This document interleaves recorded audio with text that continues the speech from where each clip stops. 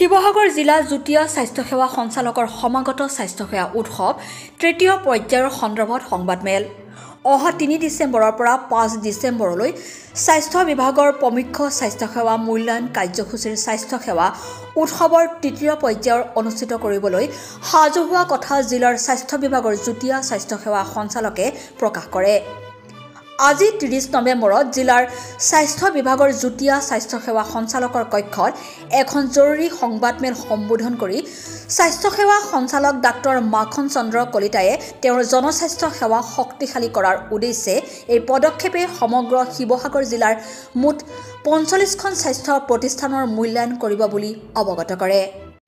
স্বাস্থ্য সেৱাৰ মানদণ্ড উন্নতৰ কাৰণে অসম গভৰ্ণমেণ্টে 3, 4, 5 এই ডিচেম্বৰত আমাৰ এটা স্বাস্থ্য সেৱা উৎসৱ অনুষ্ঠিত কৰিছে। আমাৰ বিভিন্ন স্বাস্থ্য বিভাগক নিৰ্দেশ দিয়া হৈছে।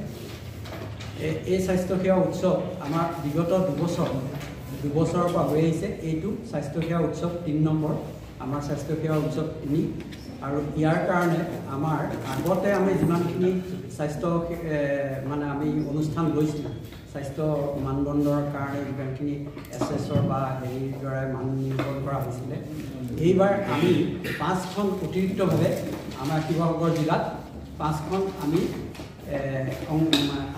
মানে যিখিনি আয়ুষ্মান আৰোগ্য মন্ত্ৰী আমি অন্তৰ্ভুক্ত কৰিছোঁ। তাৰোপৰি আমি 6খন আমি PPP গাৰ্ডেন প্ৰাইভেট পাব্লিক এইটো গাৰ্ডেন আমি অন্তৰ্ভুক্ত কৰিছোঁ। সেইকেইখনতো আমাৰ এইবাৰ স্বাস্থ্য সেৱা উৎসৱটো অনুষ্ঠিত হ'ব। এই স্বাস্থ্য সেৱা উৎসৱটো অনুষ্ঠিত কৰিবলৈ যাওঁতে আমাৰ 3 তৰফৰ এটা ইণ্টাৰনেল এছেছমেণ্ট হয়। সেইটো আমাৰ নিজৰ ভিতৰতে এটা এছেছমেণ্ট হয়। তাৰপিছত আমাৰ আমি এক্সটাৰ্নেল এছেছৰ থাকে। এক্সটাৰ্নেল এছেছৰৰ 2টা কেটেগৰীত এক্সটাৰ্নেল এছেছৰ থাকে। এটা এক্সটাৰ্নেল এছেছৰ তেওঁলোক টেকনিকেল পাৰ্চন ডক্টৰ, সেইখিনি মেডিকেল কলেজ বা বিভিন্ন স্থানৰ পৰা ডক্টৰ চৰকাৰীভাৱে নিযুক্ত কৰা হয়। আৰু এটা আমাৰ 15জন নন টেকনিকেল, সেই এজন টেকনিকেল আৰু এজন নন টেকনিকেল, এই দুইখন মিলি পেলাই আমাৰ এখন হেল্থ ইনষ্টিটিউশ্যন তেওঁলোকে এছেছ কৰে। এছেছ কৰি ইয়াৰ কিছুমান প্ৰট'কল আছে, যিখিনি পইণ্ট কোনকি পইণ্ট চাব, তেওঁলোকৰ হাইজিন চাব লাগিব, তেওঁলোকে ইনফেকশ্যন কণ্ট্ৰল কেনেকৈ কৰিছে, তেওঁলোকৰ ক্লিনলিনেছটো কেনেকৈ আছে, কেম্পাছটো তেওঁলোকৰ মেন পাৱাৰখিনিয়ে কাম কেনেকৈ কৰিছে, তেওঁলোকৰ ফাইলিং কেনেকৈ মেইনটেইন হৈছে, সেইখিনি বিভিন্ন এছেছৰ এক্সটাৰ্নেল এছেছৰ আৰু ইণ্টাৰনেল এক্সটাৰ্নেল এছেছৰ 1 আৰু 2 এছেছৰ 2 এই দুইজনে মিলি তেওঁলোকে এটা বেলেগে কেলকুলেট কৰি তাৰপিছত তেওঁলোকে আকৌ নিজে বুজি পেলাই এটা এছেছমেণ্ট কৰিব, কৰি হেল্থ ইনষ্টিটিউশ্যনখনৰ মানদণ্ডটো নিৰূপণ কৰিব। এইবাৰ আমাৰ টোটেল 45খন।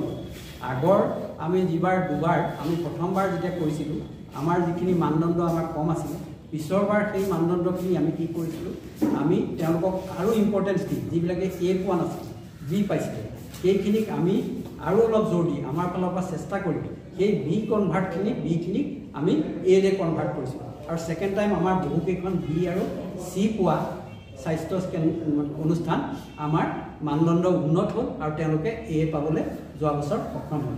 এইবাৰ আমি এটা টাৰ্গেট লৈছোঁ যে আমি গোটেইকেইখন যিমানকেইখন আমাৰ 45খন লৈছোঁ প্ৰত্যেকখনকে আমি যাতে A গ্ৰেড দিব পাৰোঁ, তাৰমানে আমি মানদণ্ডটো উন্নত কৰিব পাৰিম। তেতিয়া আমাৰ শিৱসাগৰ আমি স্বাস্থ্যসেৱাৰ মানদণ্ডটো উন্নত বুলি আমাৰ অসমৰ ভিতৰত আমি প্ৰতিপন্ন কৰিব পাৰিম।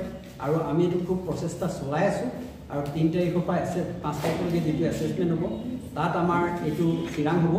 যিহেতু আমি ভাবিছোঁ যে এইবাৰ আমাৰ 45খনে আমি A আৰু B ৰাখিম, কোনো মানে আমি স্বাস্থ্য অনুষ্ঠানত আমি C কেটেগৰীলৈ যাতে আহিবলৈ নোৱাৰে। আমি প্ৰত্যেকখনকে A আৰু B মানদণ্ডত আমি ৰাখিবৰ কাৰণে আপ্ৰাণ চেষ্টা কৰিছোঁ। আৰু আমাৰ স্বাস্থ্যকৰ্মীসকলে ইতিমধ্যে পেৰিফেৰী লেভেলত বিভিন্ন ধৰণৰ তেওঁলোকে এক্টিভিটিছ কৰি আছে অনুষ্ঠান। এই মূল্যায়নে স্বাস্থ্যসেৱা প্ৰদান, আন্তঃগাঁথনি, পৰিষ্কাৰ পৰিচ্ছন্নতা, সংক্ৰমক নিয়ন্ত্ৰণ আৰু ৰোগী সেৱাৰ ওপৰত গুৰুত্ব আৰোপ কৰিব। সংবাদমেলত ৰাষ্ট্ৰীয় স্বাস্থ্য অভিযান শিৱসাগৰ আঁচনিৰ প্ৰবন্ধক ধ্ৰুৱজ্যোতি শইকীয়া, শিৱসাগৰ জিলা স্বাস্থ্য বিভাগৰ গণমাধ্যম বিশেষজ্ঞ অঞ্জুশ্ৰী ফুকনৰ লগতে বৃহত্তৰ শিৱসাগৰ প্ৰেছ ক্লাবৰ সভাপতি মনোজ বৰঠাকুৰ, সাধাৰণ সম্পাদক কুমাৰ অভিজিৎ দুৱৰা, যুৱ সাংবাদিক সন্থা অসম শিৱসাগৰ জিলা সমিতিৰ সাধাৰণ সম্পাদক অমৃত কুমাৰ শৰ্মা, শিৱসাগৰ জিলা সাংবাদিক সন্থাৰ ভাৰপ্ৰাপ্ত সভাপতি অনিল গুপ্তা, সংবাদকৰ্মী কমে সমুদ্ৰজিৎ গগৈ, প্ৰাঞ্জল পূজাৰী, অমৃত ৰাজ বৰা, বলিন গগৈ আদি উপস্থিত থাকে। শিৱসাগৰৰ পৰা অমৃত কুমাৰ শৰ্মাৰ ৰিপৰ্ট, অপৰূপা টিভি। প্ৰিয় দৰ্শক, আপোনাক অপৰূপা টিভিৰ তৰফৰ পৰা বিনম্ৰভাৱে অনুৰোধ কৰিছোঁ, এই চেনেলটো আপুনি ছাবস্ক্ৰাইব, শ্বেয়াৰ, ফলোইং, লাইক আৰু কমেণ্ট কৰি লগতে কাষতে থকা বেল আইকনটো ক্লিক কৰি আমাক আপুনি সহায় কৰে যেন। আপোনাৰ এই সহায় সহযোগিতাই অপৰূপা টিভি চেনেলটোক জীয়াই ৰখাত বিশেষভাৱে সহায় কৰিব।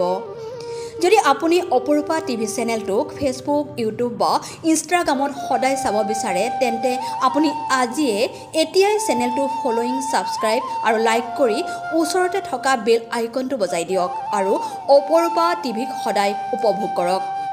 আপোনালোকৰ মৰম আৰু আশীৰ্বাদে অপৰূপা টিভিক আগুৱাই যোৱাত যথেষ্ট সহায় কৰিব। আমি সদায় প্ৰতিশ্ৰুতিবদ্ধ, ৰাইজৰ পক্ষত থাকি ৰাইজৰ হকে আৰু সমাজৰ উন্নতিৰ হকে কাম কৰি যাম। বিশেষ জানিব লগা থাকিলে প্ৰিন্স কাশ্যপ, পৰিচালন সঞ্চালক তথা মুখ্য সম্পাদক অপৰূপা টিভি, মোবাইল নাম্বাৰ 8135819868 নম্বৰত যোগাযোগ কৰিব পাৰিব। ধন্যবাদ।